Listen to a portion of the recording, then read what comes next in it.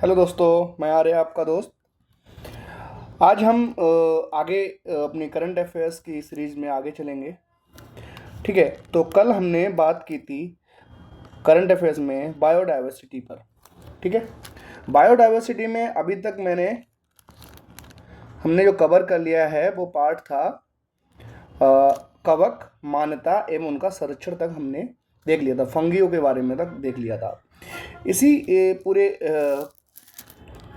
Lecture में मैंने दो बातें बोली थी जो मैंने होमवर्क तौर पे आपको दिया था कि आप इनके बारे में भी देख के आइएगा। तो जो बच्चों ने देखा है अच्छी बात है, जिन्होंने नहीं देखा है उनके लिए मैंने कहा था मैं कल आके बता दूंगा आपको डिटेल में।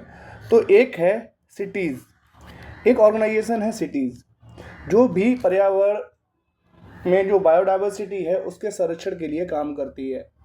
ठीक है, और वो भी अपनी एक लिस्ट जारी करती है, एक अपनी परसिस्ट जारी करती है 1 2 3 4 करके, और स्टेटस बताती है किसी भी स्पीसीज का अपने इन्वायरमेंट में, अपने इकोसिस्टम में कि उसकी कंडीशन क्या है। तो अब सिटीज़ के बारे में थोड़ी सी बैकग्राउंड उसका जान लेते हैं। पहले तो सिटीज़ का फुल फॉर्म क्या है? That is the convention on international trade in endangered species of wild fauna and flora. कि जो इंटरनेशनल ट्रेड है, कोई भी ऐसी स्पीसीज जो संकटग्रस्त है उसके बारे में लेकर एक कन्वेंशन किया गया है। ओके, उसको लेकर कन्वेंशन किया गया है कि इंडेंजर्ड स्पीसीज का, चाहे वो वाइल्ड फ्यूना हो या फ्लोरा हो, उसके ट्रेड को लेकर, इंटरनेशनल ट्रेड को लेकर। इसकी स्थापना जो होती है वो होती है 3 मार्च 1973 में। तो 1970 के दशक के बाद जब जो क्लाइमेट चेंज, ग्लोबल वार्मिंग जैसी घटनाएं स्पष्ट रूप पे हमें दिखाई देने लगती हैं अपने एनवायरनमेंट में, अपने इकोसिस्टम पे, अपने फ्लोरा फ्लोना के ऊपर, तो इस तरीके के सारे एक्टिविटीज़ स्टार्ट होती हैं, ऐसे कन्वेंशन स्टार्ट होते हैं। तो उसी में उस सीरीज में ये भी था 3 मार्च 1973 को इसमें स्थापित हुआ था जिनेवा में। कहाँ हुआ था? Geneva, Switzerland. तो स्विट्जरलैंड, अभी हमने ग्लैंड भी कल देखा था कि आयुसीन का मुख्यालय कहाँ है, वो ग्लैंड स्विट्जरलैंड में ही है। ठीक है, अभी और ये प्रभावी हुआ था 1 जुलाई 1975 से। आज की डेट में इसमें 184 कंट्रीज इसके साथ जुड़ी हुई हैं। ठीक है, तो इसको एक और नाम से हम जानते हैं, एक और रूप में जानते हैं, इसको बोलते हैं वाशिंगटन कन्वेंशन के रूप में भी इसको जाना जाता है। ठीक है, तो ये अंतर्राष्ट्रीय व्यापार के खतरों से लुप्त प्राय पौधों और जानवरों की रक्षा के लिए बहुपक्षीय संधि है। अब दूसरा क्वेश्चन जो मैंने आप लोगों को दिया था वो था भीतरकनिका, जो मगरमच्छ संरक्षण परियोजना जहाँ पर चल रही है।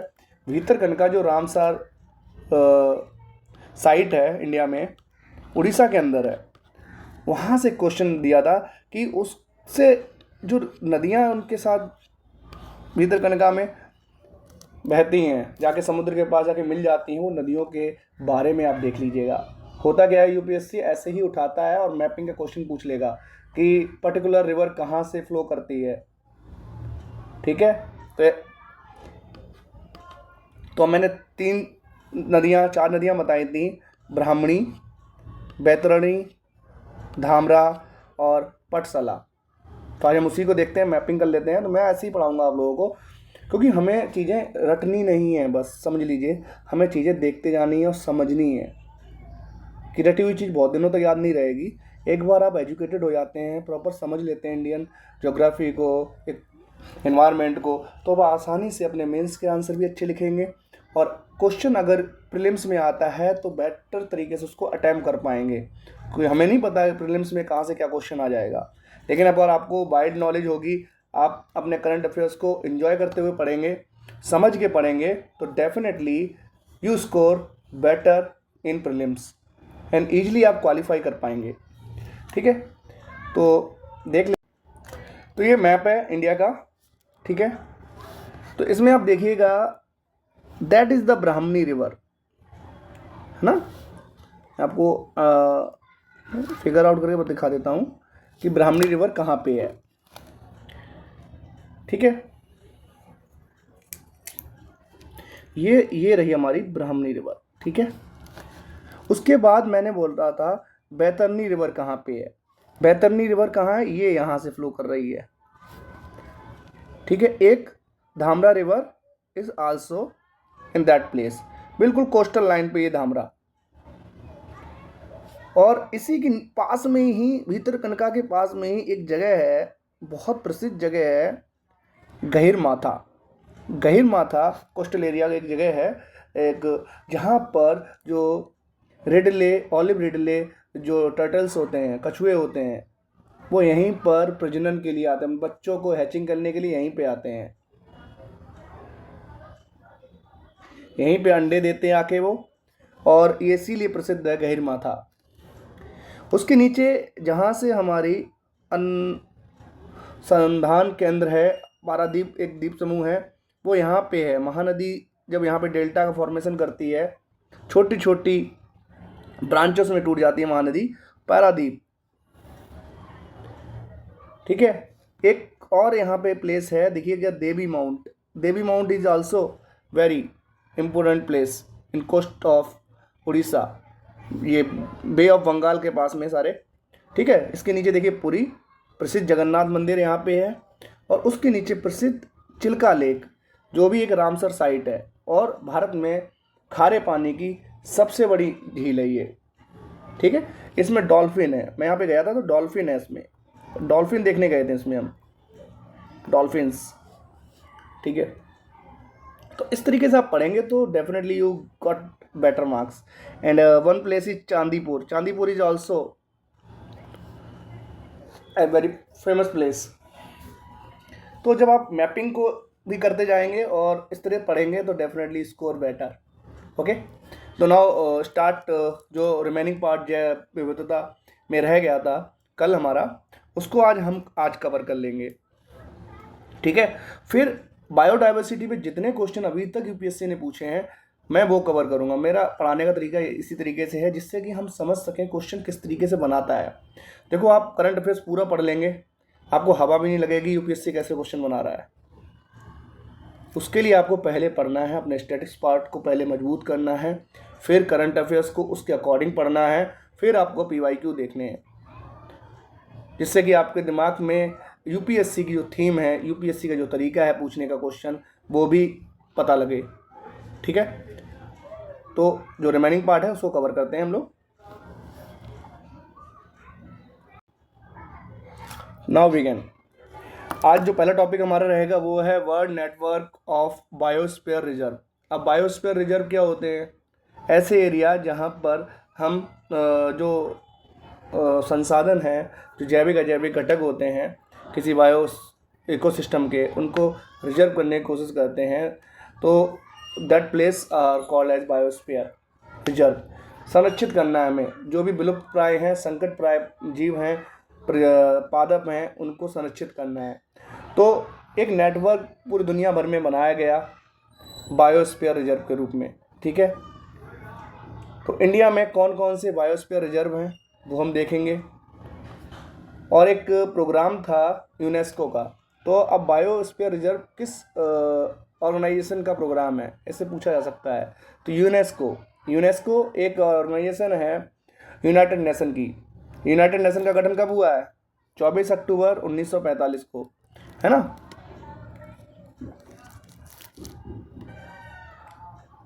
सैन फ्रांसिस्को में गठन हुआ था उसका, विश्व शांति के लिए और सारे देशों के आपसी सहयोग के लिए उसका गठन हुआ था। तो उसी की एक ऑर्गेनाइजेशन है, इसका नाम है UNESCO, United Nation Educational and Scientific and Cultural Organization, UNESCO, संयुक्त राष्ट्र शैक्षिक, वैज्ञानिक एंड सांस्कृतिक संगठन। इसमें एक मैन एंड बायोस्फीयर कार्यक्रम के तहत कोलंबिया सहित कई देशों के 11 नए बायोस्फीयर को रिजर्व को शामिल किया गया है। तो पूछ लेगा कोलंबिया। अब आप लोगों से पूछा जा सकता है कोलंबिया किस महाद्वीप का हिस्सा है, कौन से महाद्वीप का देश है? तो वो क्वेश्चन ऐसे ही पूछेंगे, तो ऐसे ही आपको पढ़ते हुए चलना है। तो कोलंबिया साउथ अमेरिका का नॉर्थन पार्ट में एक कंट्री है, ठीक है। कहाँ पे है? नॉर्थन पार्ट में है कंट्री, साउथ अमेरिका के। कोलंबिया, बोगोटा उसकी राजधानी है, और वेनेजुला उसका पड़ोसी देश है। इक्वाडोर, वेनेजुला इधर पड़ोसी देश, और पनामा की जो पनामा सिटी है इससे जुड़ी हुई है। जो एस्तमस है, जो स्थल संधि है पनामा की, इसी से जुड़ी हुई है। ठीक है,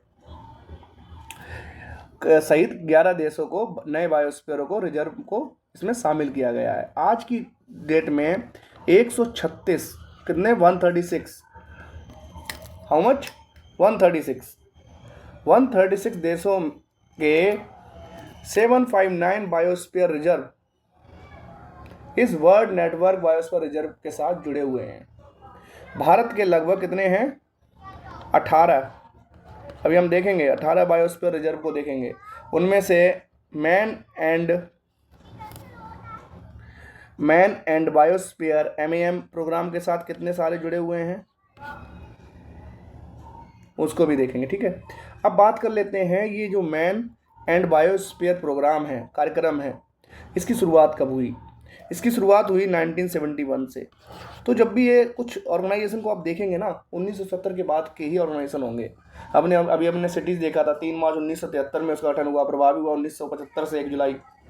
ठीक है, उसी प्रकार ये जो मैन एंड बायोस्फीयर है, ये 1971 में एक अंतर सरकारी वैज्ञानिक कार्यक्रम के रूप में इसको शुरू किया गया यूनेस्को के द्वारा।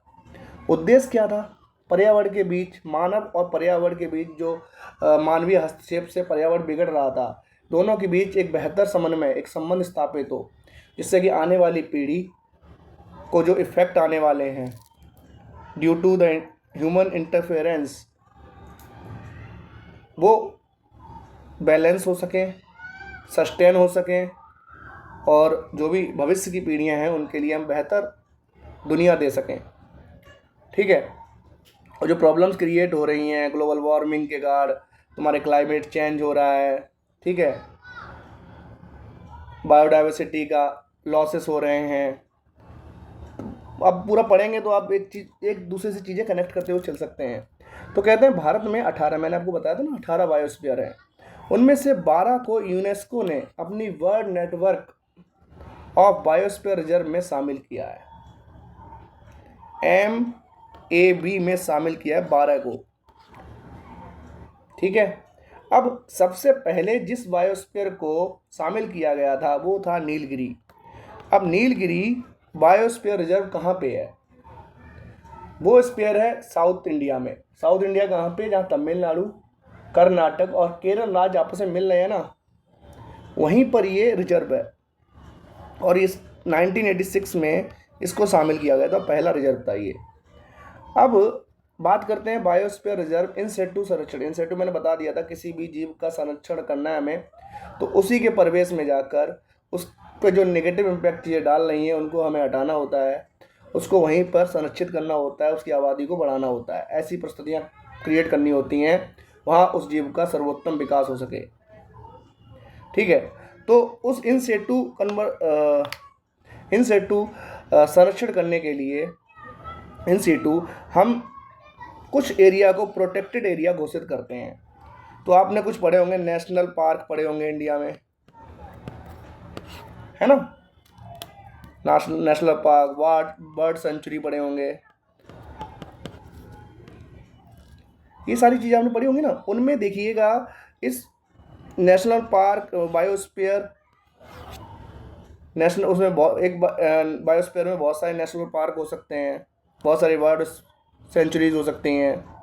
तो होता क्या है, कुछ एक एरिया बनाया जाता है जो कोर एरिया होता है पूरे बायोस्फीयर में, जहाँ पर कोई भी मानवीय गतिविधि नहीं हो सकती है। उसके बाद एक बफर जोन बनाते हैं, जब वैज्ञानिक अनुसंधान के दृष्टिकोण से कुछ थोड़ी बहुत एक्टिविटीज़ हो सकती हैं, और एक ट्रांजिशन जोन बनाते हैं जहाँ पर ह्यूमंस जो अपनी थोड़ी बहुत गतिविधि हैं वो कर सकते हैं, लेकिन वहाँ पर भी बहुत ज़्यादा वाणिज्यिक गतिविधियाँ नहीं की जा सकती हैं। तो इस प्रकार से हम किसी एक एरिया को पूरी तरीके से संरक्षित करते हैं और उस जीव के लिए जो भी नेचुरल उसके हैबिटेट को बचाने की कोशिश करते हैं। ठीक है, अब बात कर लेते हैं भारत में बायोस्फीयर रिजर्व। तो नॉर्थ से हम चल लेते हैं, ऊपर से ही। सबसे ऊपर देखिए आप यहाँ पे it's a place in Himachal Pradesh. Himachal Pradesh में यहाँ पे है।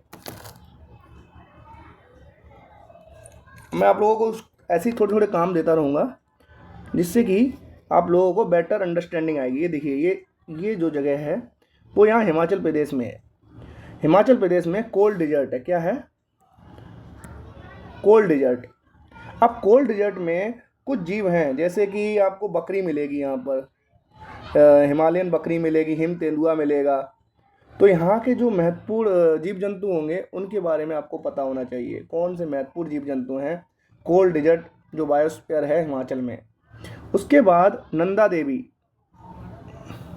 नंदा देवी, नंदा देवी कहाँ है? उत्तराखंड में है। और नंदा देवी एक मैन एंड बायोस्फीयर प्रोग्राम के तहत इसको शामिल किया गया है यूनेस्को द्वारा, मैन एंड बायोस्फीयर प्रोग्राम में। ठीक है, 12 बायोस्फीयर भारत में है, उनमें से 18 में से एक ये भी है जो MAB प्रोग्राम में शामिल है। ठीक है, अब शामिल है तो इसमें देखिए एक और जगह है जिसको बोलते हैं फूलों की घाटी, वैली ऑफ फ्लावर। कहाँ पे है? ये नंदा देवी में ही है। अब और नीचे हम आ जाते हैं तो हम मूव करेंगे वेस्ट टू ईस्ट की तरफ। तो सबसे पहला प्लेस हम यहाँ पे देखते हैं गुजरात में, that is Kutch, run of Kutch. Run of Kutch कहाँ पे है? ये बायोस्फीयर गुजरात में है और महत्वपूर्ण है किसके लिए? जंगली गधों के लिए, है ना। किसके लिए महत्वपूर्ण है? जंगली गधों के लिए। बहुत महत्वपूर्ण प्लेस है। उसके बाद अगर मूव करेंगे मध्य प्रदेश में एक जगह है पंचमढ़ी। ठीक है, क्या कौन जगह है? पंचमढ़ी। ये भी मध्य प्रदेश में है और MAB man and biosphere reserve में इसको शामिल किया गया है। उसके बाद Panna. Panna all of you know about the Panna. Panna हीरो के लिए प्रसिद्ध है, मध्य प्रदेश में है और ये बायोस्फीयर रिजर्व भी है। ठीक है, और मैन एंड बायोस्फीयर प्रोग्राम के तहत इसको यूनेस्को ने शामिल भी किया है। उसके बाद मध्य प्रदेश में 2 गए। अब हम थोड़े से और मध्य प्रदेश में मूव करेंगे तो एक प्लेस और हमें मिलता है, not in Madhya Pradesh, it's in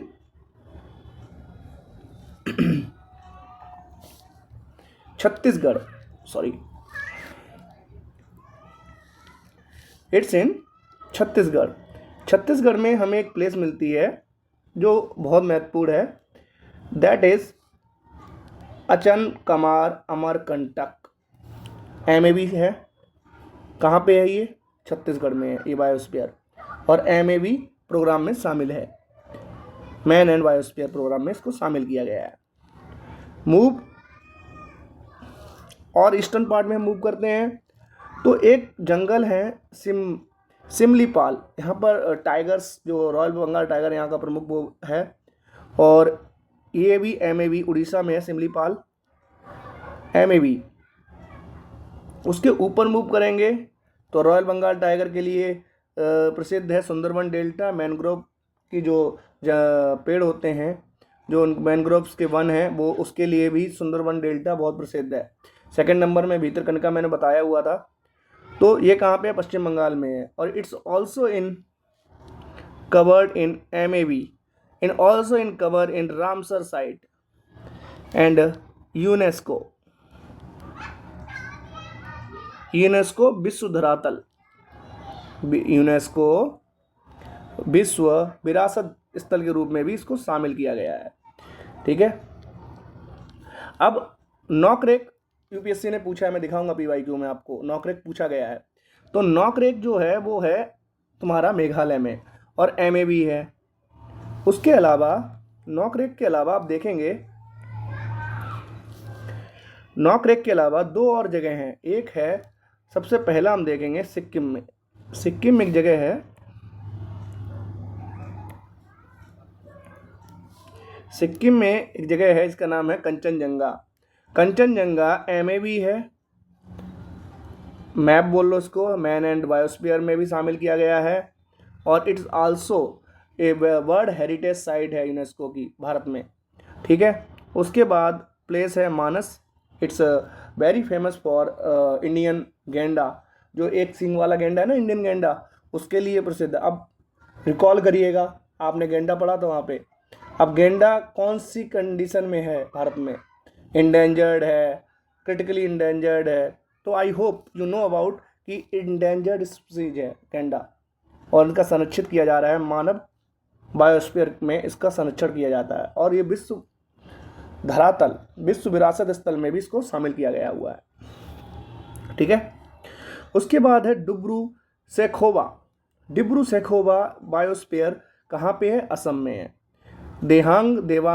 Dihang और Devang is also in Arunachal Pradesh.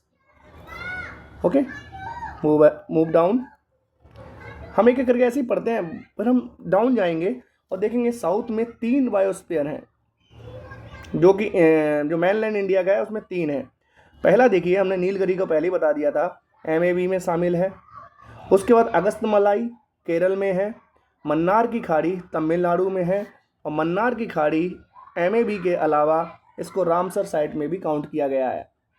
अब एकमात्र जो कि द्वीप समूह है जो कि बायोस्फीयर रिजर्व के तौर पर है, अब वो कौन सा है वो देखिएगा। दैट इज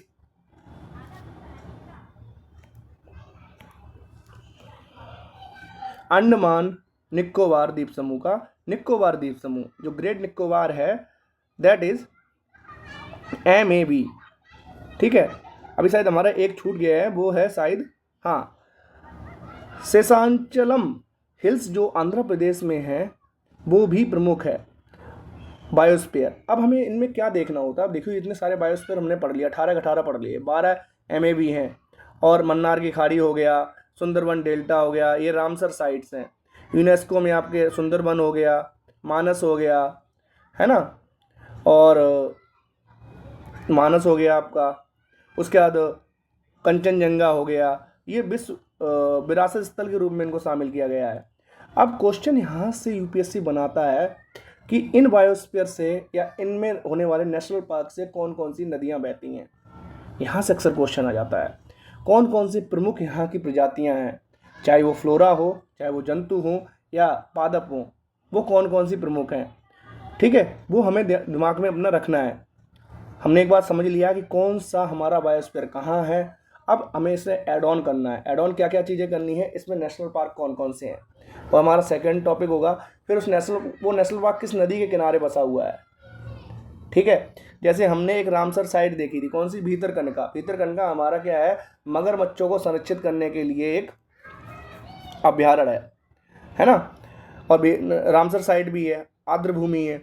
तो वहाँ पर 4 नदियाँ थी जो प्रमुख थी। कौन कौन सी हैं? ब्राह्मणी है, बैतरणी है, धामरा है, और पटसाला है ना। ऐसे अब आप ऐसे याद करेंगे तो आप देखेंगे कि मन्नार की खाड़ी कहाँ है। ये इनलैंड नहीं है, ये जस्ट यहाँ पे दिखाया गया नहीं है, श्रीलंका और भारत के बीच में है, जहाँ पर रामेश्वर के बाद जो पूरा हमारा राम सेतु है ना, वो वहीं पर मन्नार की खाड़ी है, पाक स्टेट के पास में। तो यहाँ पर कोई प्रमुख जीव जरूर होगा। आई थिंक यहाँ पर जो समुद्री गाय है वो एक यहाँ का प्रमुख जीव है। ठीक है, ऐसे हम इसको पढ़ते हुए चलेंगे और चीज़ें हमारी कवर होती जाएंगी। ठीक है दोस्तों, आगे बढ़ते हैं बात इसमें। अब सेकंड टॉपिक है हमारा eco sensitive zone. Eco sensitive zone क्या होता है? ऐसा जोन जहाँ पर पर्यावरणीय क्षण की दृष्टि से संवेदनशील है। ठीक है, जहाँ पर इन्वायरमेंटल जो नुकसान हुआ है उसकी दृष्टि से बहुत संवेदनशील है। पश्चिमी घाट क्षेत्र के संरक्षण पर कस्तूरी रंगन समिति की रिपोर्ट को खारिज कर दिया गया है। होता क्या है, कुछ क्षेत्रों को हम इको सेंसिटिव जोन घोषित कर देते हैं और उसमें किसी भी तरह के मानवीय जो हस्तक्षेप हैं उनको हम अवॉइड करते हैं। तो उसी के लिए एक समिति बनी थी, उसकी रिपोर्ट आनी थी। तो रिपोर्ट पूछी जा सकती है, कौन सी रिपोर्ट आई थी, किसने, कौन समिति थी? तो कस्तूरी रंगन समिति थी जिसकी रिपोर्ट आई और उसे कर्नाटक सरकार ने कर दिया खारिज।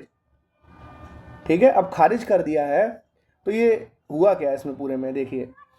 रिपोर्ट ने ये कहा कि पश्चिमी घाट के 37% क्षेत्र लगभग 60,000 वर्ग किलोमीटर को इको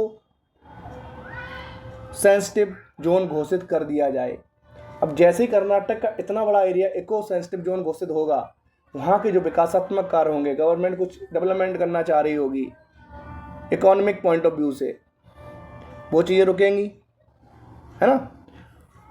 वो रुकेंगी तो लॉसेस होगा गवर्नमेंट को, फाइनेंशियल लॉस होगा। गवर्नमेंट ये चाहती नहीं है, लेकिन पर्यावरण को संरक्षित रखना भी हमारे लिए ज़रूरी है। तो यही मुद्दा वहाँ पे बन गया। जब ये जोन इतना सेंसिटिव है तो वहाँ पे आप क्यों कोई डेवलपमेंट करना चाह रहे हैं, क्यों वहाँ पे वहाँ के फ्लोरा फ्यूना को नुकसान करना चाह रहे हैं। तो इस इको सेंसिटिव एरिया के सबसे बड़ा हिस्सा कर्नाटक है और दूसरा है महाराष्ट्र। तो जो गवर्नमेंट्स होती हैं sometimes do not good job like in that case, है ना।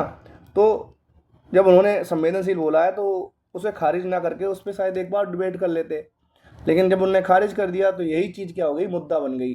किनके लिए, जो इन्वायरमेंट से रिलेटेड मुद्दों को उठाते हैं, है ना, जो पर्यावरण संरक्षण की बात करते हैं, उन लोगों के लिए एक मुद्दा जरूर बनता है। अब बात करते हैं हम इको सेंसिटिव जोन के बारे में, थोड़ा समझने का प्रयास करते हैं। क्वेश्चन बन सकता है यहाँ से, बहुत महत्वपूर्ण है। तो थोड़ा सा आपको अगर अंडरस्टैंडिंग होगी तो आप, अगर इको सेंसिटिव जोन पे क्वेश्चन आ गया तो आप बेटर उसको अटैम्प्ट कर पाएंगे पेपर के दौरान। पहली बात समझिए, राष्ट्रीय पर्यावरण नीति बनी 2006 में। उसने इको सेंसिटिव जोन को परिभाषित किया और इसमें पहचाना कि ऐसे पर्यावरणीय संसाधन मौजूद हैं। उसमें कौन कौन से पर्यावरणीय संसाधन मौजूद हैं जिनका मूल्य अतुलनीय है। ऐसा मूल्य जो एक बार खो गया अगर किसी विकासात्मक कार्य से, जिससे हमें अपार हानि होगी, ठीक है, चाहे वो जीव के तौर पे हो, चाहे बायोडाइवर्सिटी के तौर पे हो। तो यह क्षेत्र केंद्र सरकार द्वारा पर्यावरण संरक्षण अधिनियम 1986 के तहत अधिसूचित किए जाते हैं। तो पर्यावरण संरक्षण अधिनियम कब आया था, 1986 में आया था। उसके द्वारा अधिसूचित किए जाते हैं। उद्देश्य क्या है, जो मानवीय गतिविधियों के कारण, मैंने पहले आपको बताया, गिरावट आ रही है उसको रोकना है, बैरियर बनाना, शॉक एब्जॉर्बर के रूप में कार्य करना है, इनका संरक्षण करना है, और गतिविधियों को आमतौर पर भी नियमित किया जाता है, ना कि पूरी तरह प्रतिबंधित। देखो यहाँ भी लिखा है, इको सेंसिटिव जोन में गतिविधियों को आमतौर पर विनियमित किया जाता है, ना कि पूरी तरीके से प्रतिबंधित। क्वेश्चन बना देगा, इको सेंसिटिव जोन में कोई भी विकासात्मक कार्य कतई नहीं हो सकता। तो अब बताओ स्टेटमेंट सही है गलत। जब आप यहाँ से पढ़े होंगे, क्यों इसको रेगुलेट करते हैं, कि वो देखते हैं कि हम इतना विकास करें जिससे कि इन्वायरमेंट पे कोई भी नेगेटिव इम्पैक्ट ना आए, वहाँ तक तो कार्य कर सकते हो उस जोन में, ठीक है। पूरी तरह प्रोहिबिटेड नहीं है।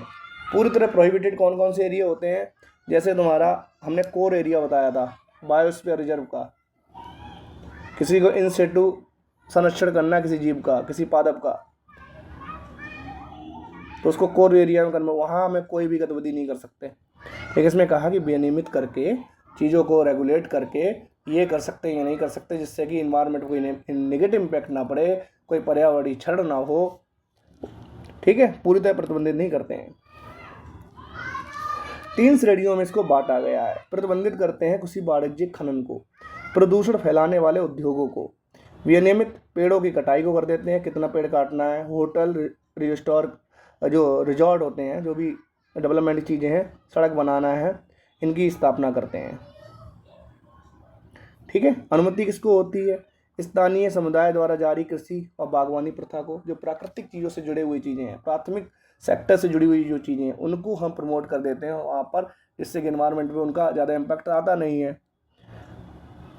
अब देखिएगा और आगे चलते हैं। अब ये मैप देखिए, इस मैप से आपको दिखा वेस्टर्न घाट है ये हमारा, है ना। वेस्टर्न घाट हॉटस्पॉट है और बायोडाइवर्सिटी में भारत का सबसे ज़्यादा सर्वाधिक बायोडाइवर्सिटी भारत में कहाँ पाई जाती है, वेस्टर्न घाट पे। क्वेश्चन ये भी बन सकता है। तो ये जो वेस्टर्न घाट है, इसमें पास दर्रे हैं, पाल घाट गैप है, थाल घाट है, भौर घाट है। अब अगला कल के लिए आपको टारगेट में दे देता हूँ, आपको ये मैपिंग करनी है। मैपिंग ये करनी है आप लोगों को कि ये बताना भैया पाल घाट कहाँ है, कौन से राज्य में है, थाल घाट कहाँ है और भौर घाट कहाँ है। यहाँ से क्वेश्चन बना सकती है यूपीएससी, ठीक है। तीनों घाटों के बताना है। उसके बाद इस वेस्टर्न घाट में सबसे ऊंची चोटी कौन सी है, पता ही आपको, अन्नाईमुड़ी जो है सबसे ऊंची चोटी है, ठीक है। 4 प्रकार के वन पाए जाते हैं: सदाबहार वन, अर्ध सदाबहार, आर्द्र पर्णपाती और शुष्क पर्णपाती। कौन कौन से खनिज हैं यहाँ पर? लोह, मैंगनीज, बॉक्साइट, अयस्कों से। अब क्वेश्चन आपसे ये पूछ ले, बॉक्साइट किसका? अयस्क है। अब बॉक्साइट किसका है? आप कमेंट दे सकते हैं मुझे। जो लोग मुझे देख रहे हैं, मेरे इस चैनल को, इस वीडियो सीरीज को कम देख रहे हैं, वो लोग देखिएगा बॉक्साइट किसका और है, मतलब अयस्क है। ठीक है, कल हम इसको भी बताएंगे आप लोगों को किसका अयस्क है। अभी मैं बता दूंगा, तो आप लोग सर्च करेंगे ना तो थोड़ी और चीज़ें आपको पता लगती हैं। ठीक है, हम ऐसे ही पढ़ेंगे। अनाईमुड़ी का देख लीजिए। अनाईमुड़ी सबसे ऊंची चोटी जो है। दूसरी ऊंची चोटी कौन सी है पूछा जा सकता है? दोदा बेटा। कहाँ है? केरल में है वो, केरल और तमिलनाडु के बॉर्डर पे है ना। ऐसे ही पढ़ेंगे। चलिए आगे चलते हैं। अब इसको अन्य नामों से भी जानते हैं हम लोग। सह्याद्री महाराष्ट्र, नीलगिरी पहाड़ी कर्नाटक तमिलनाडु, अन्नामलाई पहाड़ियाँ, कार्डमम हिल्स केरल और तमिलनाडु। ठीक है, ये विश्व में जैव विविधता के 8 सर्वाधिक महत्वपूर्ण हॉट स्पॉटों में से एक है। ये भारत के कुल 6% भाग पर विस्तृत है। भारत की सभी पादप मछलियाँ, उभयचर जीव, पक्षी, स्तनधारियों की 30% से अधिक प्रजातियां यहाँ पाई जाती हैं। इसीलिए वेस्टर्न घाट सबसे ज़्यादा बायोडाइवर्सिटी कहाँ है भारत में? वेस्टर्न घाट पे है। ठीक है, चलिए हम इसको आगे मूव करते हैं। अब 2012 में यूनेस्को ने वेस्टर्न घाट को विश्व धरोहर स्थल के रूप में घोषित किया हुआ है। स्थानीय प्रजातियां क्या हैं? नीलगिरी तहार है, लायन टेल्ड मैकॉक है। ओके, अब पश्चिमी घाट के संरक्षण के लिए कुछ कदम उठाए गए हैं।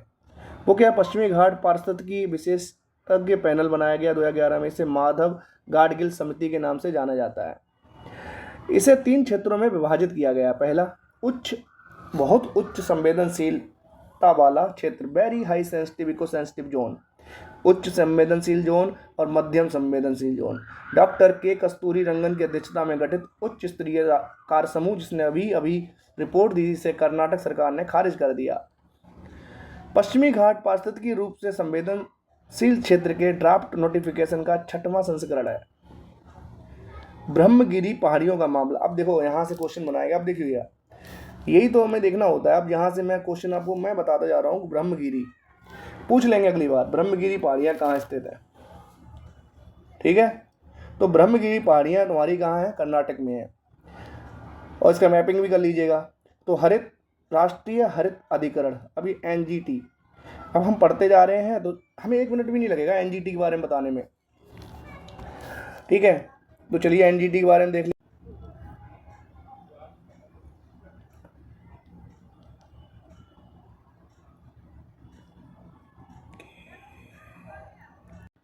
तो हम अगेन देख लेते हैं इसको। 15वीं वन्य जीव पर्यावासों का एकीकृत विकास कब होता है? 15वीं वित्त आयोग की अवधि के लिए वन्य जीव पर्यावास का एकीकृत विकास को जारी रखने की मंजूरी मिल गई है। ये केंद्र प्रायोजित अम्ब्रेला योजना है जिसमें वन्य जीव पर्यावासों का विकास किया जाता है। और इनका काम क्या है? जो भी वन्य जीव अभ्यारण्य है, राष्ट्रीय उद्यान है, उनको संरक्षित क्षेत्रों को सहायता प्रदान करना है। और ऐसे जीव जो संरक्षित क्षेत्र से बाहर है उनको भी संरक्षण प्रदान करना है। ये रिकवरी प्रोग्राम है, उसमें को भी संचालित यही करता है। उसके अलावा 22 प्रजातियों को इसमें शामिल किया है रिकवरी प्रोग्राम में। उसके अलावा जो ID वाइल्ड लाइफ जो हैबिटेट इंटीग्रेटेड डेवलपमेंट जो अम्ब्रेला योजना है, इसने प्रोजेक्ट टाइगर को कवर किया है, प्रोजेक्ट डॉल्फिन को, प्रोजेक्ट लायन को, प्रोजेक्ट एलिफेंट को इन्होंने कवर किया हुआ है इस योजना के तहत। अब हम देखते हैं अगला टॉपिक हमारा छोटा सा टॉपिक है पीपल्स बायोडाइवर्सिटी रजिस्टर। ये क्या है? पीपल्स बायोडाइवर्सिटी रजिस्टर, पीपल्स मतलब मनुष्यों के बारे में बात हो रही है अब। ठीक है, तो केरल की थाजाकरा पंचायत ने अपना एक अपडेटेड पीपल्स बायोडाइवर्सिटी रजिस्टर प्रकाशित किया है। किसने किया है? केरल की थाजाकरा पंचायत ने। ओके, क्या है ये देख लेते हैं इसको। कानूनी मान्यता क्या है कि जैव विविधता अधिनियम 2002 के अनुसार जैव विविधता प्रबंधन समिति BMC स्थानीय लोगों के परामर्श से यह रजिस्टर तैयार करेगी। उद्देश्य क्या है? जैव संसाधनों और उसके संबंधित ज्ञान का रिकॉर्ड बनाना और उस रिकॉर्ड की सुरक्षा करना। पीपल्स बायोडाइवर्सिटी रजिस्टर को शामिल सूचनाएं क्या हैं?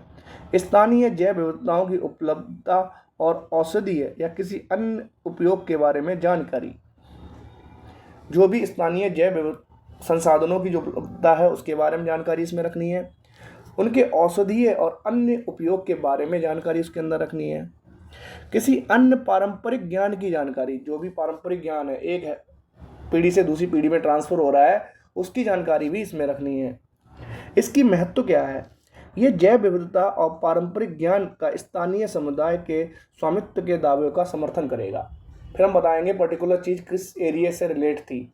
जब हम उसका रजिस्टर्ड एक बनाना स्टार्ट कर देंगे तो ये संसाधनों के संधारणीय मतलब सस्टेनेबल प्रबंधन को और मजबूत करेगा। ठीक है, नेक्स्ट टॉपिक क्या है? पर्यावरण प्रदर्शन सूचकांक 2024। तो पर्यावरण परफॉर्मेंस इंडेक्स EPI 2024 कौन जारी करता है? पहली चीज ये देखिए, ये जारी करता है, कौन जारी करता है? L centre for environmental law and policy ने पर्यावरण प्रदर्शन सूचकांक 2024 प्रकाशित किया।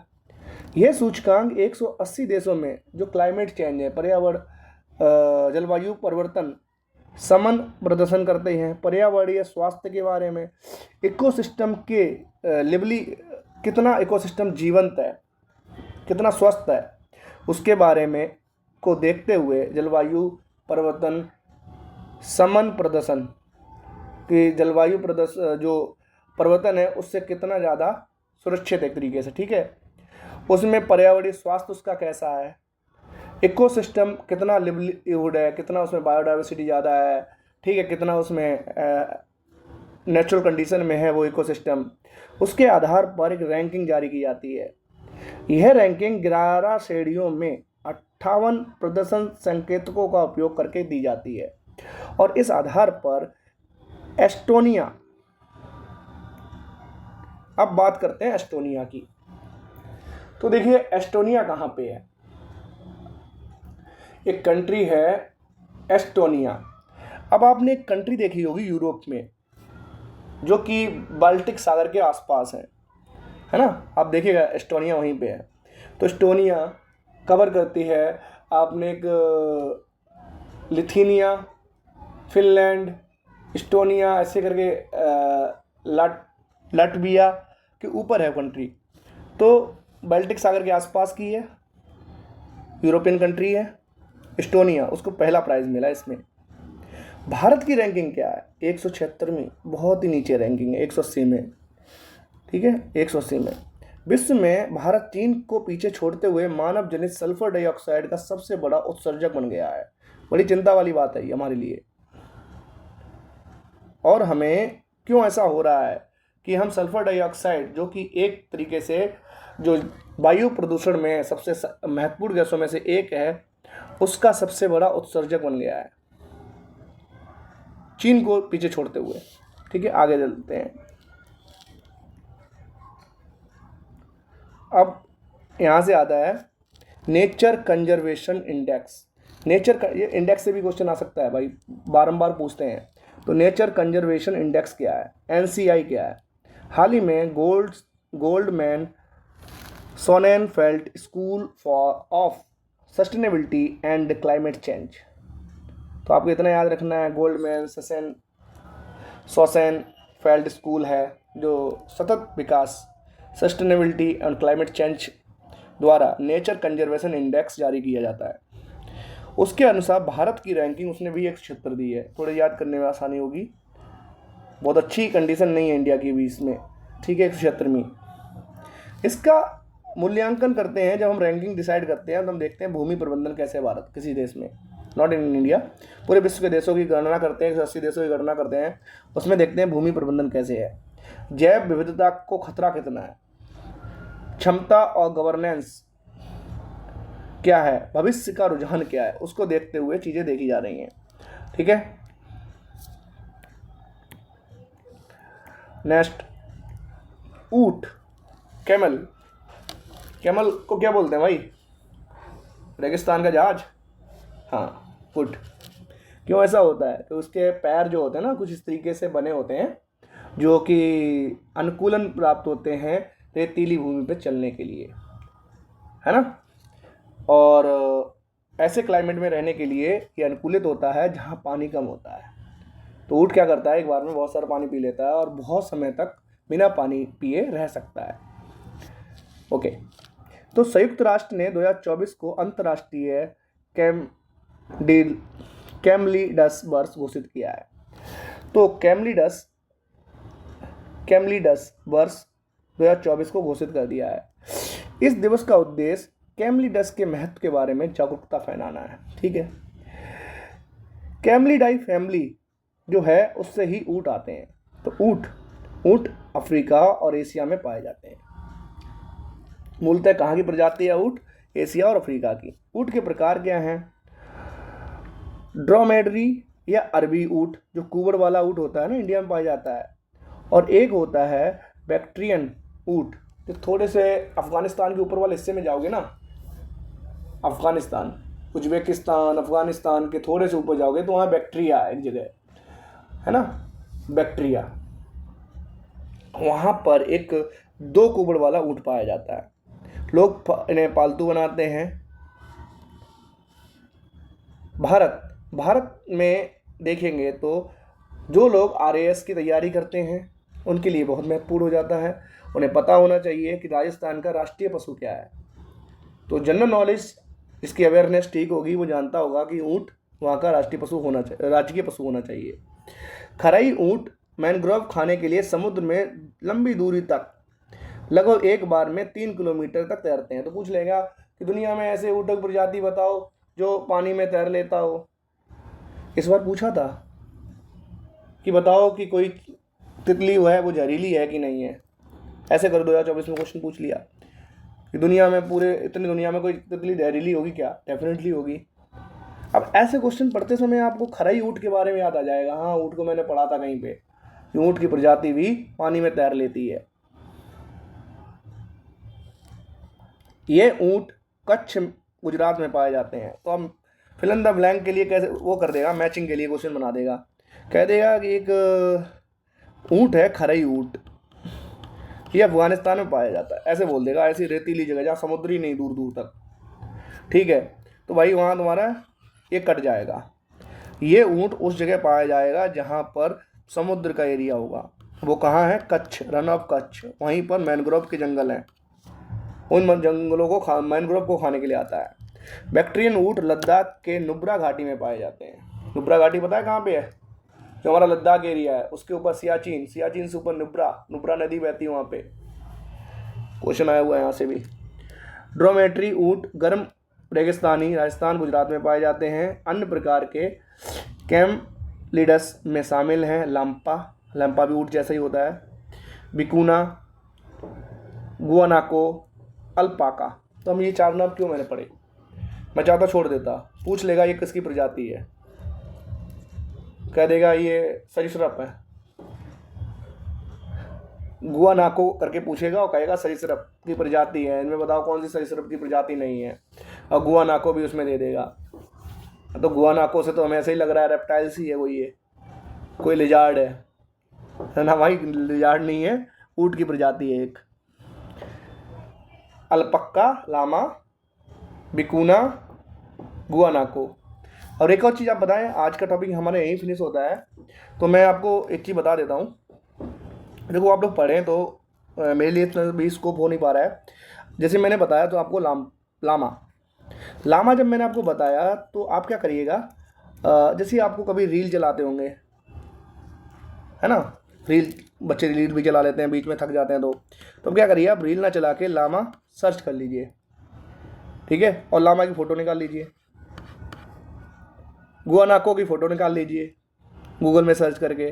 तो जो भी बीच में आप जब बोरियत महसूस करते पढ़ते हैं तो इस तरीके के काम करेंगे ना तो अपने आप को रिफ्रेश भी कर लेंगे और उसके साथ आप अपनी नॉलेज को भी गेन करेंगे और ये चीज़ आपकी परमानेंटली सबकॉन्शियस माइंड में स्टोर होती जाएंगी। ठीक है, तो थैंक यू सो मच। आज के लिए इतना ही। कल हम फिर से मिलेंगे और जो मैंने आपको काम दिया है वो भी देख लीजिएगा आज। ठीक है, तो चलते हैं, कल मिलते हैं फिर इस टॉपिक पे। और कल हम लोग क्या करेंगे कि इसके जो PYQs होंगे, है ना, बायोडाइवर्सिटी से अभी तक जितने PYQs आए हुए हैं हम उनको देखेंगे। तो ये हम उनको देखेंगे तो हमें ये पता लग जाएगा कि UPSC क्वेश्चन कैसे बनाता है ना। तो बस हमारा 10 से 5-10 लेक्चर होंगे मैक्सिमम, और हमारा एनवायरनमेंट की करंट अफेयर्स पूरी कवर हो जाएगी साल भर की।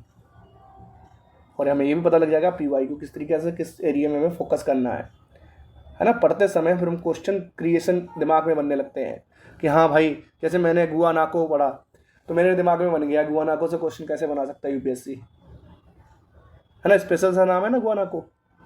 तो ठीक है, चलिए, थैंक यू सो मच।